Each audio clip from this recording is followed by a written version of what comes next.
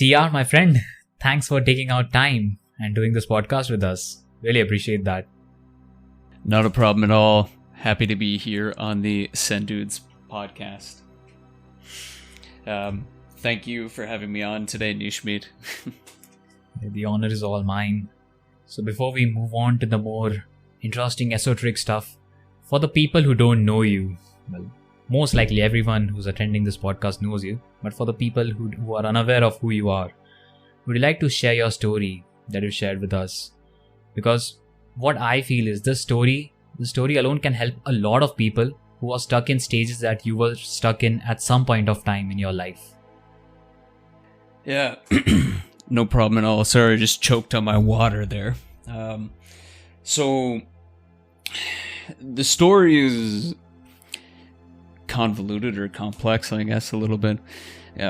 Background is, broken home, lower socioeconomic status, struggled with some issues as to finding who I was, went into a field that is full of, a lot of the dark side of human nature, and realized that I'm going to have to figure out my mind a little bit more in order to try and have a meaningful expression in this plane of existence.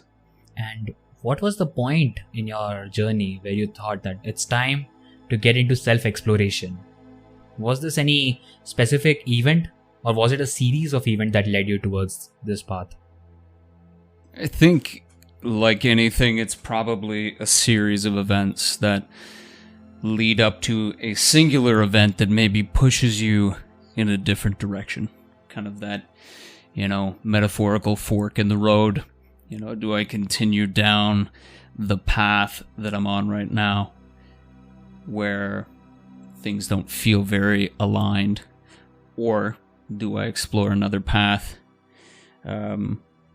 Thinking back, and obviously the name of my account has reflection in it.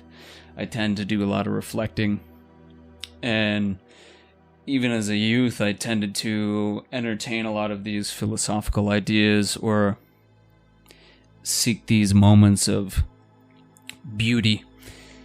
I can remember as a kid walking home and seeing snow gently falling, but it was kind of sunny out too, and being very conscious and aware, thinking this is a really beautiful moment and I'm probably not going to get this again because it's the last snowfall before spring.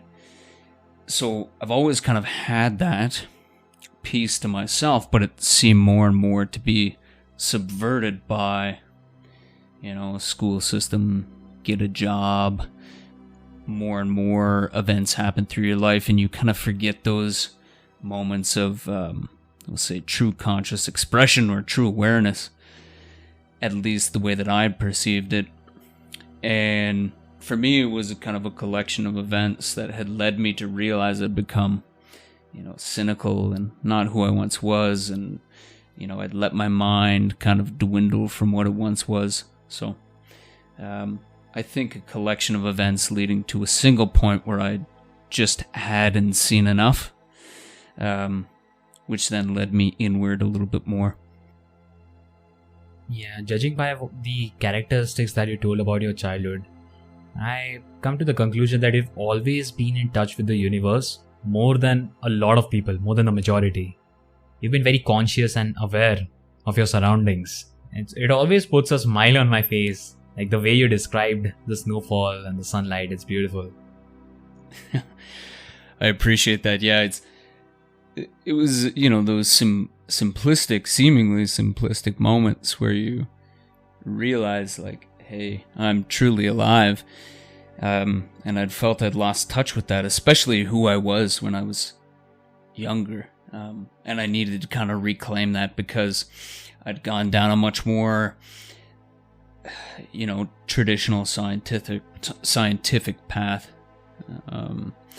And it's not that there's necessarily anything wrong with that, but you start to reframe your view as everything is like cold, dead matter, and you get into this kind of atheistic expression. and everything seems dull. And it was, how do I marry this knowledge that I have with, this kind of psychic exploration as well? So Yeah, I feel you that it feels very heavy once you're away from your true self. This brings me to a question that why do you think that people stray away from their true self? What are the factors that result in this direction? I think many things, and we talked about this beforehand, but if you look at some of the themes that I explore on the Telegram channel, it begins in many different places. Like, it seems like the world is stacked against you in that regard. There's every incentive to be a diminished and dulled form of yourself. You think, at least especially in the West, education, sit down, shut up, do as you're told, get a good mark, don't think for yourself, like all these kinds of things. We have these hazy ideas of like, oh, critical thought, but then when you start to enact critical thought, it's like, oh, that's not the prescribed narrative, right? On top of that, it's like you need to find some sense of economic worth, not provide value and bring some sort of meaningful expression to the world, but find an economic worth so that you can, buy things and distract yourself and come home and watch, I don't know, whatever reality TV that exists, and eat food that's not going to feed your mind and your body and your soul, right? So I think there's many, many things at play. Like everything, you'll never take into account all the confounders.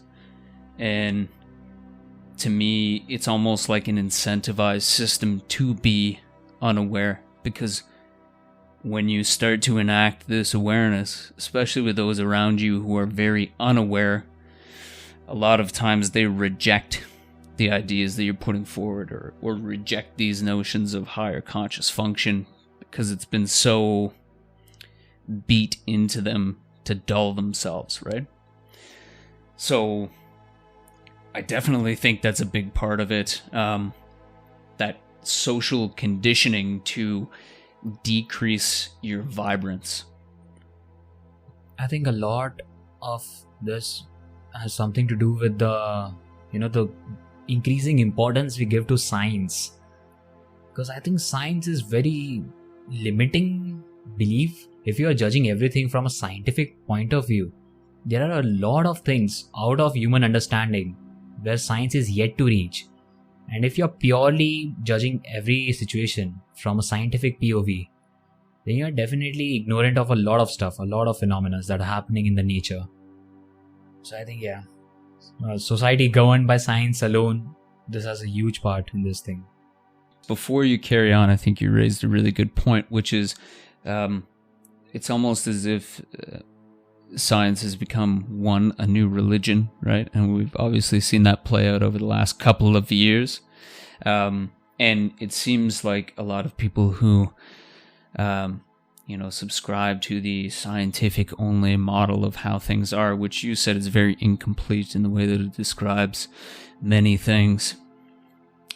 They lack this respect or reverence for this animating spirit or energy that seems to flow through a lot of things that is not really describable per se by the scientific method, but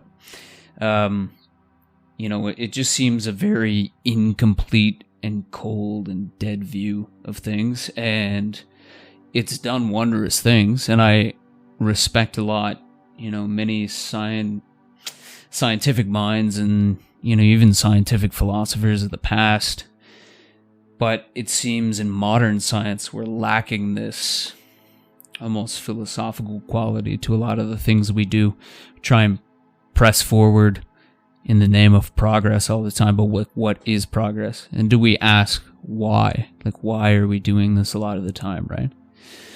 So I think you raise a good point that it's definitely an incomplete view.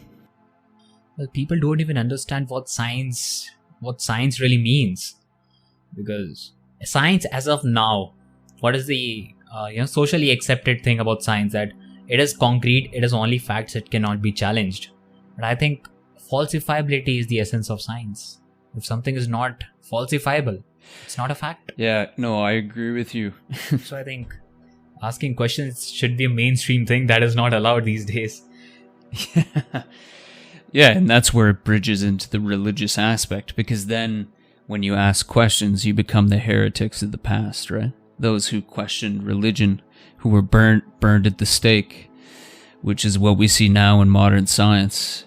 But the whole process and purpose of science is that back and forth questioning to find some semblance of, I'll say, quote unquote, an objective truth, right? But it is a process and a method and something that needs criticism and welcomes criticism, right? Yeah. Today we have scientists, but we don't have scientific philosophers that we used to have. So I think this has brought a very dry reality. Not the perception of reality, not even reality. So I think, okay, we've diverted enough from the main topic. Yeah, it's all good. Will. To set the foundation of the discussion that we'll have later in this episode, I'd like to ask you one very basic question. We talk about self-awareness, we talk about consciousness, awareness, understanding of reality, everything. The polar opposite of this is being ignorant, being deluded. So what is the need to be self-aware in the first place? Like, for example, if there's a society where everyone is ignorant, everyone is living a delusional reality, so what is wrong with that? Everyone thinks they are doing right. Although from a third person's point of view, this may be wrong. But when everyone thinks that something's correct, then I think the society can be sustainable. What are your thoughts on this? Yeah, so I think that's a very interesting question that you raise. You know, what would be the consequences of everyone being unaware? I don't know if we've ever seen that. You know, it seems like, and I've kind of discussed this before, probably on Twitter, or even just commented it at some point, but, you know, George Orwell talked about like 20% of people being very susceptible to being moved by a narrative, 60% being very complacent, and another 20% who seem very resistant to, you know, we'll say propaganda or psychological techniques or hypnosis. So I don't know if this is a function of nature where not everyone can be unaware and not everyone can be aware. And depending on those 20%, how aware the 60% becomes, I should say. So I don't know. I think the consequences of everyone being unaware is partially what we see now, which is the convenience, consumption-driven lifestyle that lacks meaning and then almost seems to rebel against itself in a way. You know, you see increases in depression, anxiety, all these things, this disconnection that we feel, right? So I think the consequences of the unawareness is this like unconscious consuming dopamine driven reward system where we just seek something to try and ease this almost unconscious suffering that we feel. I don't know if we would ever get to a point where everyone is aware. It seems that it would be a nice idea, but I don't know if everybody seeks that. I don't even know if that, like I said, is an expression of nature. But this need for awareness seems to exist within some people.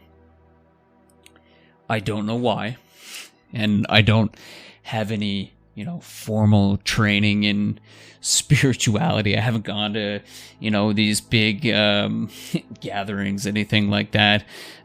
This is kind of a natural seeking of my own accord that you know, I can't seem to put down. So there seems to be a subset of the population who is very concerned with what it is going on around us. And there seems to be another subset of the population who seems unconcerned and happy to just outsource their thinking, their awareness, and just seek that consumption, right? I'm not sure if that answers the question. Yeah, I don't think that this question has any answer, because nature has its checks and balances, and the scenario in this question is so ideal that it has to be hypothetical. So I don't think we'll get to anything concrete from this. I agree, but there seems to be a subset of people who seek this awareness, and there is a certain, it's an indescribable feeling when it starts to strike you, and you look back on the unaware nature that you were before, and you think, well, at least I think, my God, some of that was wasted time, but then another part of me thinks, or maybe that was the setup needed for this awareness now, right? So it's a tough question. Yeah, what you just said, I think this is very interesting, that once you've transcended, I don't know if transcended is the correct terminology for this, but once you've tasted the state of higher awareness, the state of higher consciousness, then there's a stage where you'll be despising your past self. As you just said that you've wasted that. I personally had this. I told you before the podcast that before my initiation to this meditative process, I was the average Joe, just like everyone else, deluded in my own misery. After that initiation process, I felt like I have transcended. I have been pushed to a higher frequency. I just told you, English language is very inadequate to explain these phenomenons. This is something beyond our understanding. For me personally, I've had these experiences, but I've only had the glimpses of them. Some moments of higher awareness. I've been trying to tap into it to make it my, complete reality, but I'm not quite there. You've described it perfectly, and what's really interesting is, you and I are obviously worlds away in terms of physical space, but what you described was perfectly how I feel, which is you have these moments of awareness, complete awareness, and it's beyond language and it's beyond description, and you seek to try and make this your consistent state.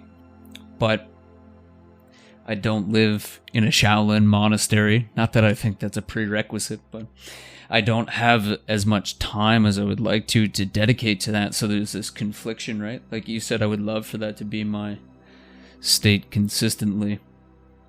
But then I'm torn between this modern artificial setup that's out there. So how do I at least carry some of what I learn in these moments into, this false reality that I also live, so that I can acquire fiat currency and, have a roof over my head, right?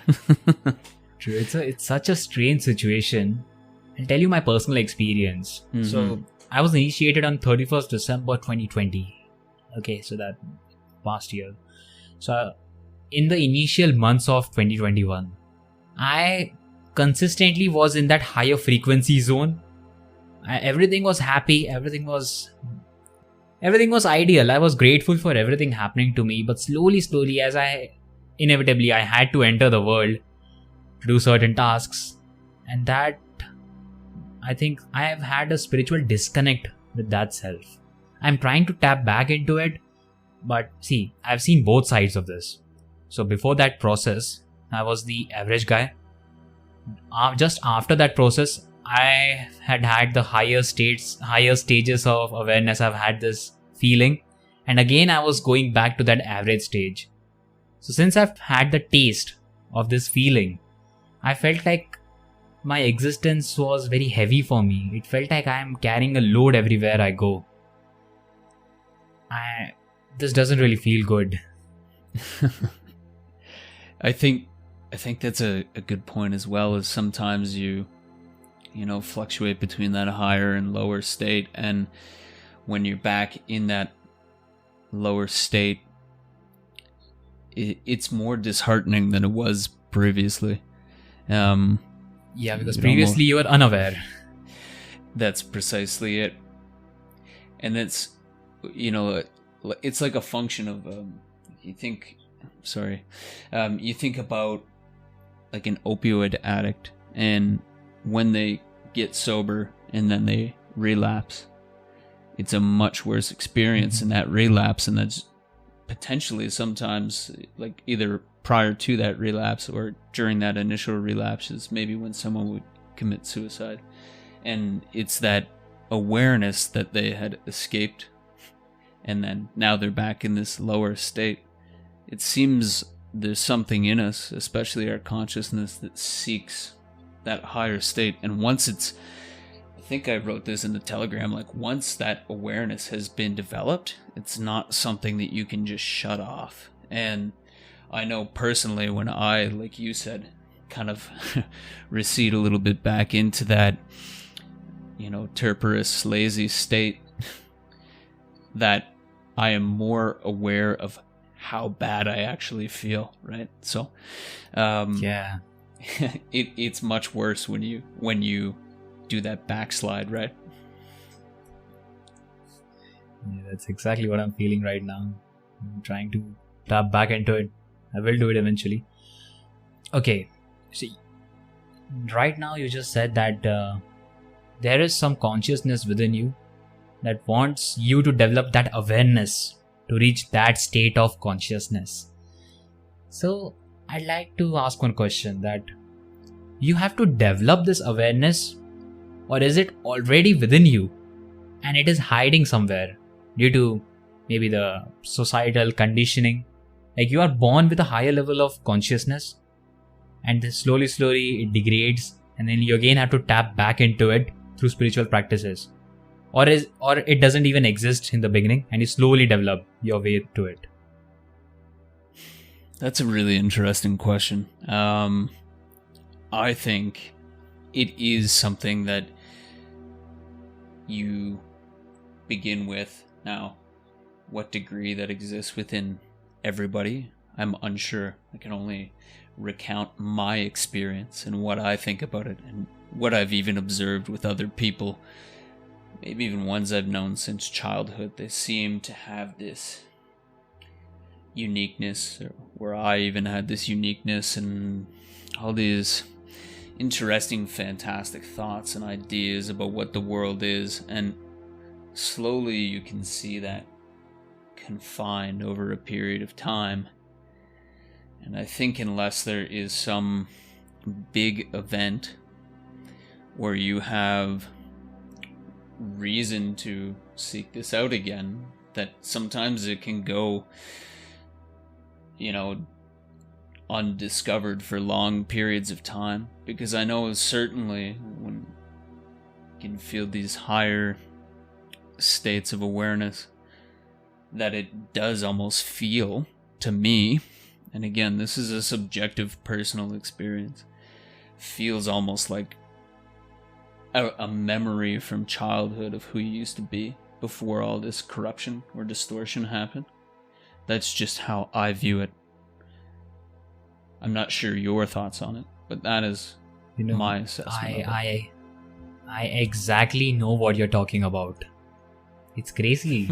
How am I knowing this? But okay, that's just the way it is. Yeah, it's very interesting. It feels like we are spiritually connected, although we are thousands of miles apart. 100%. And what's very interesting is that you and I have connected via Twitter, but not to an extreme extent. We haven't explored these ideas together. Mostly we've actually just talked about, crypto and stuff. So it's very interesting. It's very interesting that we seem to resonate on this frequency together and describe things the same way that, you describe things the same way that I describe things or feel them. So to me, that seems like we're pointing in a direction of some sort of truth that underpins and existence. Yes, we've had random experiences in life, but the way we define it, it shows that there is some common ground. There is a common goal. And we have had moments where we've been heading towards it. So, okay, this confirms a lot of things. There are no coincidences, if you know what I mean. I do. And it's funny because, sometimes a conversation like this reminds you like, oh yeah, there is really something very interesting going on here. Something beyond what we can comprehend. Yeah, there was a beautiful meme that Ego Driven had put up on his Twitter, and it was a wave coming in and someone trying to hammer a nail into the wave, and it said language trying to describe reality, and I thought that was beautiful. It was like, that's exactly it. You're trying to hit a nail into the sand to stop a wave to explain reality. It was just so fantastic. I thought it hit the nail on the head. Lovely. This I'll find this meme and I'll make the thumbnail of this episode. You've given me a task. I'll do it. Yeah. That would be perfect. Yeah, definitely. Okay, so moving on. So I was going through your Telegram channel, and I've highlighted something. I've highlighted this one paragraph I felt so good reading this. I don't know. I can't describe like what exactly what we just discussed. I can't describe what I was feeling while reading this. So I'll just quote it. So I quote, "We look to confine ourselves into predefined generic boxes, trading our distinctive individual spirit for a perception of false security and social acceptance." So since you're the writer of this, I'd love you to expand on this. Happily. So, a lot of what I write seems to come from one, personal experience, and two, observation of other people that I may know. So, like we discussed before, there seems to be this unique spirit, and we go and get an education so that we can pick a stream of study, which the pinnacle of that is finding some small new piece of nuanced knowledge, and we're pushed down these confined pathways where it is, go to school, get a job, start a family, save for retirement, I don't know, buy a TV, watch TV, contribute in this small area. It seems that we get pushed, and many times because we feel it's too late to change or to start something new or even tap into a new portion of ourselves long forgotten, that we get pushed into these generic boxes. And you can see it. There's so many people out there who are, exactly like person A. There's 50 A's that you meet, and you barely need to know anything about them to know how they're going to act and be, and it's because they've been beaten into submission to fit into these predefined boxes.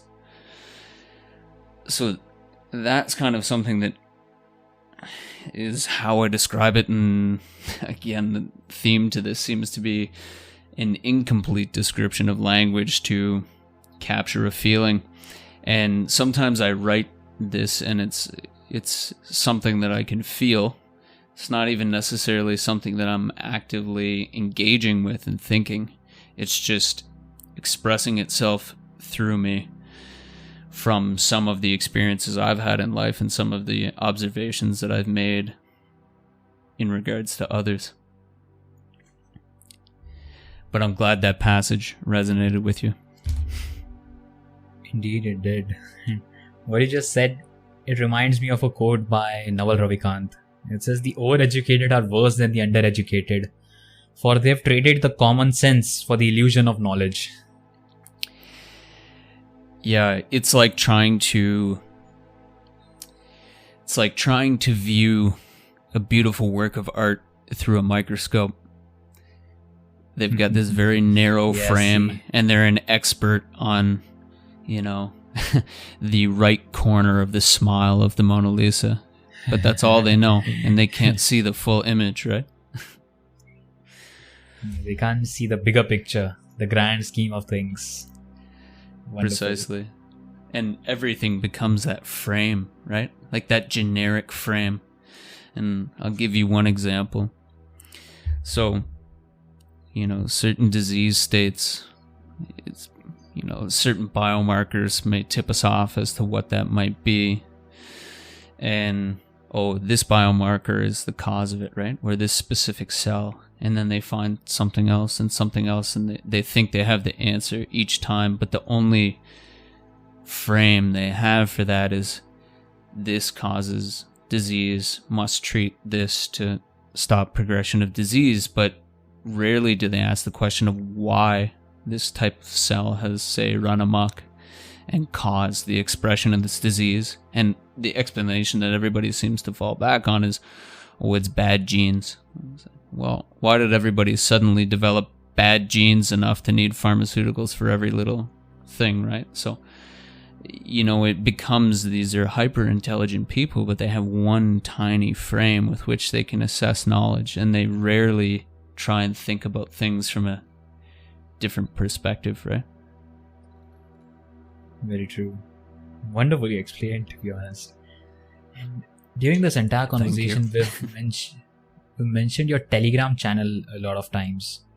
So would you like to tell us something about your Telegram channel? What is your inspiration behind this?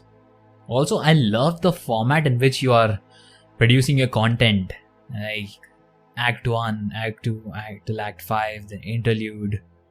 It's beautiful. I love your formatting. So I very much appreciate that compliment. I will give an honest assessment. I don't necessarily, there's so much on our corner of Twitter, plan out a business, do this, take these 6 steps, do these 8 hacks to create this or whatever, right? Like, I'm not doing that. It is meant to be genuine expression, and it is meant to be what I perceive are certain, not steps, that's not the right word for it, but phases almost, right? And I do label it acts because it almost seems to be acts in a play sometimes, or this grand drama that we don't quite understand.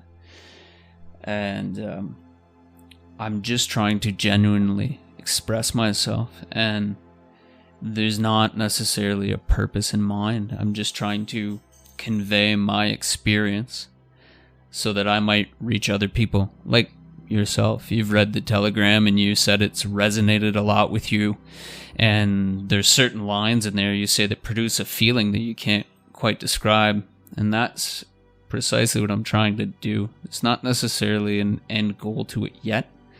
I have ideas of where I want to go. I'd like to try and do this all the time because I feel it's a very fulfilling thing to do.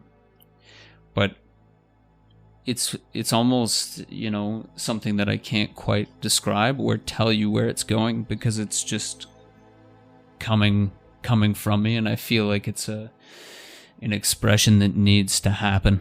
And if people want to read it, fantastic. And if they don't, it's a way of me getting these ideas that seem to crop up from the deep out into some form of reality. So I know that doesn't really answer the question, but it's authentic expression is what I'm seeking. Everything need not have a concrete conclusion. The process is beautiful. Out of all your content on Telegram, specifically the Act 1 awareness, I loved it. It resonated with me the most. I lack words, but it felt like I have written this. It felt like it was my personal experience that I'm writing. So I highly recommend all the audience who are listening this right now, please read everything that Conscious Reflection has written on his Telegram channel. The link to his channel will be in the description as usual. So moving on. Okay. I have mentioned this couple of times, the moment of my initiation. So slowly I developed a gap between something happening in my surrounding and my reaction to it. This impulsive reaction. I used to struggle with this a lot, that as soon as something has happened to me, happened around me, I used to have a reaction. And usually it was so impulsive that it, in the long term, it hampered me. Due to meditation and this feeling of higher awareness, higher frequency, I slowly developed a gap between action and reaction. Have you thought something about this? What is the philosophy behind this? So, I feel what you've described is very important. A lot of times people are, acting on their emotions and reactions right away. And I'm certainly guilty of this sometimes. But everyone is. Yeah, exactly. And you had said through meditation, you cultivated this space, this ability to develop or reconnect with the observer, right? Who is like removed from the person a little bit, who is feeling the emotions at the moment. And, like I said, I kind of sought out different ways to try and reorder or reconnect with my mind. And it seemed a very constant theme. Like, people argue which meditation is right or which spiritual philosophy or whatever. Who cares? You can notice consistent themes, whether it's from Stoicism, Taoism, other Eastern philosophies, even Christianity, where it's, you are this entity that's not just solely body. Now, whether that's true or not, and you're just cultivating some sort of physiological process, I have no idea. It's my sense that you seem to be something else aside from just solely the body. And you can take, metaphorically a step back, and that slight that you perceived before, you can give it a moment, you can let it pass, you can choose how you want to react, but it gives you a degree of control over what you want to do, instead of just enacting, a human or an animal tendency to have a snap reaction. Now, part of that I also noticed was through previous work experience when, going to an emergency or something. If you just react and panic and give in to these kind of, looping thoughts, you quickly become useless. So cultivating that, taking a step back, is extremely important in many aspects of your life. And, I think that what you described, putting some distance between you and your reaction, is extremely important. And I think it's something that humanity has realized in many different aspects of spiritual practices. And there's definitely a utility to it. Do you believe in the existence of higher beings? In what regard? Elaborate. So we are beings of low consciousness. We can develop higher awareness, higher consciousness, but do you think that there are beings that are at a whole different level? I mean, that's a difficult question to answer, and it's a very fantastic question, right? Like, you think about your limited perspective and the three-dimensional space that we inhabit, right? You think about something like, from a physics perspective, like 11 dimensions or something like that. I can't remember offhand, but, you can't even fathom what it would be like to exist in four-dimensional or space, right? So, could something exist beyond our perception? Could something have been around for longer? Absolutely. Like, why not, right? The only limitation to that is your current understanding of everything, which, as we talked about, is extremely incomplete. So, do I believe it? That's a hard question. Do I think it's certainly possible? Absolutely. Do I feel like it's probably inevitable? Yeah. But do I know it from a personal experience standpoint? No. So, that's a tough question. Yeah, even thinking about this is a very humbling experience for me, that we as a species think that we are the supreme gods, the leader of all the existence. But our small brains cannot comprehend what's happening out of your reality. I think I saw some diagram or some sort of meme that there are things you know, there are things you don't know, and there are things that you don't know that you don't know. And that consists of a huge spectrum. I think all these esoteric concepts lie within it. Yeah. That's how I feel about most things. I know that I don't know. That the wise man knows himself a fool. It resonates very highly with me. As you know, like I've taken an IQ test before, and it's reasonably high, and like all that confirms to me is like, regardless of intelligence, you don't know the majority of things out there. So it's very humbling, as you said. Indeed. A few episodes ago, I talked to Evil Saint about the same topic, and we came to a conclusion that, do you have any experience with psychedelics? Yeah, I do, and actually I think even from like currently right now being explored as a treatment for like depression, anxiety, and PTSD, I think is a bit of a bastardized version, but still a benefit to people. But I have had experience. I didn't really know how to conceptualize it at the time because I was young and there was a lot of pressures at home, and you know, I was in much more of a survival based state, and but I certainly revisit and think about those experiences, and I actually revisited one recently. I thought about it, and I had painted a tree with my fingertips, and it was all these vibrant colors.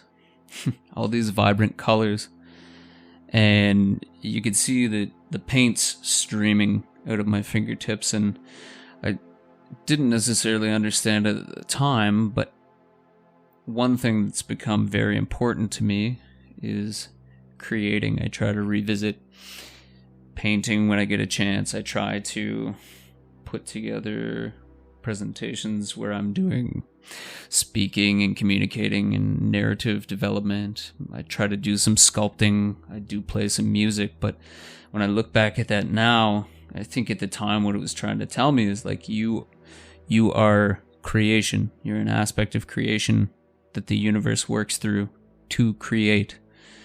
And that seemed, not an entirely correct explanation, but it seemed to resonate with me when I thought about it. And especially now that I've been doing the Telegram and doing the writing, the place I feel most at home is creating something.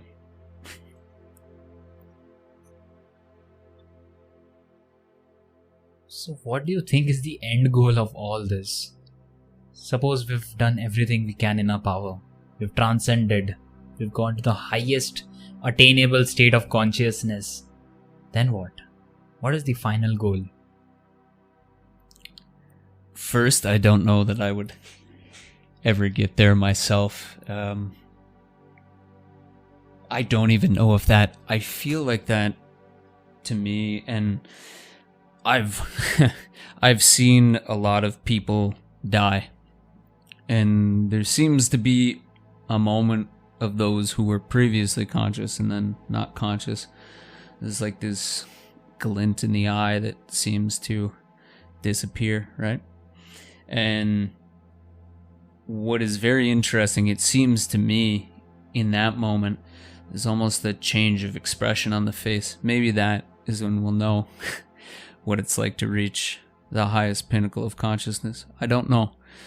And I don't necessarily know what the purpose is. Quite often I think, oh, maybe there's no purpose. Other times I think, well, maybe we're here to kind of discover, like, it seems like this running thread where you come to higher and higher realizations about the past and, you know, what life is and where things are going.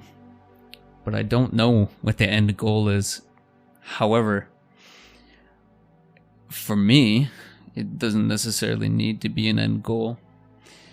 I feel like the seeking, in a sense, of understanding and expressing and reaching these higher states of awareness in itself is good enough for me sometimes. Other times when I'm, haven't had that removed kind of awareness that we were talking about, you do get wrapped up in what is the point of everything, what am I doing, all this kind of stuff, right? And then there's other times where it seems like this is okay right now in the present, and I'm happy that I've gone through and seen what I've seen or done what I've done to arrive right here, right? So I don't know. And there's also times where you leave bits of knowledge for future generations that resonate and take things in a completely different trajectory in terms of human history. So I don't know what the point is. I don't know where it would go. I don't know if that's something we can conceive within our frame. This brings us to very fundamental questions, like questioning the existence, what is the meaning of life and all that stuff. Okay, that is beyond the scope of this podcast, but yeah. I don't know what is the conclusion of this. There's so much that is beyond our comprehension. We just have to live through it. I think conclusions are something that we try to bring closure to ourselves, right? Like to delineate, like, yes, I finished high school, I finished university, I got married. Like, these are all miniature forms of conclusion, or summations. And actually, you and I were talking about this before, but conclusion is a word, and I was reading recently Sun and Steel by Yukio Mishima, and he talks about the corrosive nature of words, right? And he talks about words being these forms of conclusion all the time so that we can kind of package up these events. But it doesn't necessarily, I think this is a way that we frame things so we can keep like a linear cohesion to where our life has been and gone, and have these, milestone markers so that we understand our life is a thread. But I don't know, when we talk about the things we're talking about now, which is far beyond the realm of, regular assessment of things, that conclusion is the right word for it, right? Let's move towards another interesting topic. A Sure. more practical topic, so to say. Self-introspection. So your pseudonym is Conscious Reflection, and we're talking about introspection. So how would you relate reflection and introspection? Are they the same thing? Or there's a slight difference between them? Intuitively, I think difference. For me, reflection seems to be, why did I commit that act? Why did I act in that certain way? Why did things go the way that they did in certain circumstances? So I'm, consciously making the decision to reflect upon events or, occurrences in the past. Whereas for me, the introspection, and you can be reflective in your introspection, I think, but introspection is more of a, who am I and who do I want to be? And, what is the current form that I've inhabited? And am I happy with that? So to me, that's, probably a very small delineation. but somewhat important to me, versus the reflective and the introspective. What are your thoughts on that? I'd like to hear that. I've never really thought about this. I'm so curious about this. I haven't thought in detail about what this. I wanted to clear my doubts through you. I probably just added to it. Yeah, now I have more to think about. That's how I feel every day, my friend. So what medium do you use for reflection? Like, do you go through your thoughts mentally, or do you use a journal or something else? I think when I'm doing more meditative stuff, I try to focus more, and this is just because I really have nobody to guide me in these practices. I've just stumbled across pieces of knowledge that I find useful to implement. So when I meditate, I focus mostly on my breath, feeling my body. As thoughts crop up, letting them kind of ebb and flow and not necessarily following them. And as I kind of follow those streams of consciousness that arise, to recognize that and then bring it back to awareness in the body. In terms of when I'm reflecting on stuff, I think it's more through writing for me, whether it's journaling, Telegram, tweets sometimes. But also I make time to sit down and consciously think about things that I want to reflect upon, you know? What are my principles? What are my ethics? What are my values? What am I willing to compromise? What am I not willing to compromise? So that, the actual reflective stuff, I know in a lot of spiritual practices, you are not the thoughts. You can disconnect from your thoughts and all that kind of stuff. But I actively take time to engage with my thoughts. And then how that kind of aligns to who I want to be. Not in a way that's, fake it till you make it, where people say like, oh, if you want to be a big CEO, act like a big CEO, like all this kind of stuff. But who I want to be that aligns with what I feel is deeply valuable to me, right? So I actually make time to sit down and engage with thoughts, however incomplete they might be. What you just said, this reminds me of a meditation practice, a process. It's called Isha Kriya.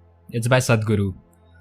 So the first stage of this meditative process is, it can be a guided meditation. You can use the audio as well. So it's an audio playing. It's the voice of Sadhguru. He's saying, I am not the body and I'm not even the mind. And this is repeating a lot of times. So it's sort of an affirmation, or it's maybe programming your mind to create a disconnect between your body, your mind, and yourself. So you are more than just your mind, you are more than just your body. Don't confuse between them. The moment I realized this, I think the way I look at life, it changed completely. Again, can't describe exactly how it felt, but take my word. Yeah, I agree with you. I think... Yeah, I'll link that meditation process in the description. I'll send it to you as well. And I think as I came to that same realization that you described there, I'm able to engage with my thoughts without them necessarily being a part of me, and what thoughts align with who I seem to be underneath all of kind of the conditioning and stuff, versus the thoughts that say, well, I don't know if I really believe that, So I agree, you can step back from I'm not the body, I'm not the mind, and then when you kind of come back to those thoughts generated by the mind, you can assess which ones actually hold or carry some weight, right? Very true. Okay, so moving to the last part of this podcast. It's something that you mentioned in the absolute beginning. It was something about education that is separating people from their true spirit. So let's talk about this for a bit. how does education suppress your true spirit? What exactly is going on? Is it the bounds that education sets, or the social programming around it? What is it? Or again, the science? I think this is a bit of a complicated question, but definitely worth discussion. And full disclaimer, it's probably conceived from a lot of personal experience where I found that education was not very fulfilling. I love seeking knowledge and creation, and I do a lot of reading on my own and kind of seeking of information, but education does not seem to do this a lot of the time. It is especially in the West, sit down, shut up, do as you're told, don't speak unless spoken to. And I don't necessarily think there's anything wrong with discipline. If you've read any of the things that I wrote about principles, I think discipline is important, but to me it seems more self-discipline and accountability versus somebody telling you what to do all the time. And that could just be something that I don't like, but that kind of squeezing into generic boxes, right? Education more so trains you to be a worker so you can pay taxes, so that you can create a revenue stream for the government, more than it does to seek the creation of deep value for the world.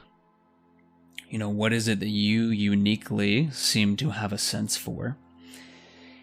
And how can you discover new areas in that realm, right? Like if you love mathematics, that's fantastic, but very much in education, it's like, oh, you need to know these principles in this order to understand mathematics. And this is all usually taught by somebody with no real life experience. And I don't say that in a sense of like, they haven't had a death in the family, they haven't had adversity in their life, but a lot of teachers, to me it seems, they went to school, then they went to post-secondary school, and then they got an education degree to teach people how to be taught, which is a ridiculous concept to me. And then they went back to school, and they've only lived this confined schoolyard existence. It's almost like children who refuse to grow up, in my opinion. And the very few teachers that helped me to really think versus to just spit out knowledge that somebody else wrote about were very free. They let me have very free expression. And I think that's a big thing, is what education lacks right now. And I'm sure there's a ton of people out there, maybe not who are going to listen to this podcast, who would disagree with what I just said. And it's primarily because they went through that system that allows them to blunt their imagination and uniqueness so that they have no other conceptual frame for what learning might look like, right? So that's just a little bit to touch on what I think is wrong with, like, say, traditional education and how it kind of confines people into those generic boxes, which I've written about. Education is very limiting for your true self, because education system teaches you what to think instead of how to think. Yeah, precisely. For example, there's a maths exam, there's a problem, and the student solves the problem, he comes to the correct answer, but the procedure he took to come to that conclusion was something that the teacher didn't teach them. So the teacher prescribed them one method, the student applied another method and came to the same conclusion, but the teacher will cut his marks because apparently the procedure is wrong.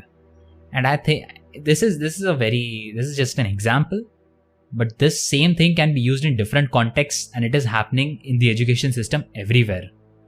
And I think this is killing the creativity in the children. And again, initially what we discussed about how the science has lost the philosophical aspect, it's dead dry. This is the root cause of it, in my opinion, of course. Yeah, no, I would agree with that. I've actually had That's a beautiful way that you have described that. I have had that happen to me in my life before, where you solve a problem in mathematics, but you didn't quite take the exact prescribed route by the teacher, and you lose marks despite the fact that you have the correct answer, right? So I agree with you. It's very limiting in the way that it is. And, you know, you think about, we'll go back to science momentarily. Excuse me.